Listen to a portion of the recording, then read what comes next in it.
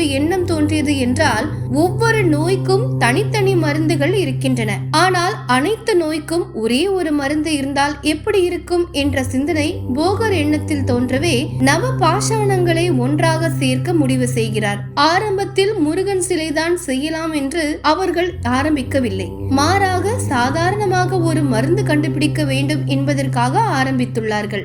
அப்பொழுது ஒரே ஒரு மூலிகை இல்லாத காரணத்தினால் அதை தேடி செல்வதற்கு முன்பு தனது நம்பிக்கை சீடரான புலிப்பாணி சித்தரிடம் தலைமை பொறுப்பை ஒப்படைத்துவிட்டு, நான் வரும் வரை உனது மேற்பார்வையில் பார்த்து கொள்ளவும் என்று சொல்லி மூலிகை செடி தேடி சென்றுள்ளார். மூலிகை தேடி ஆங்காங்கே அலைந்து சீன தேசத்துக்குள் சென்று விட்டார். அங்கு இருந்த பெண்களின் அழகில் மயங்கிய போகர் தான் யார், எந்த நோக்கத்தோடு எதை தேடி வந்திருக்கிறோம் என்பதை மறந்து அங்கேயே தங்கியுள்ளார்.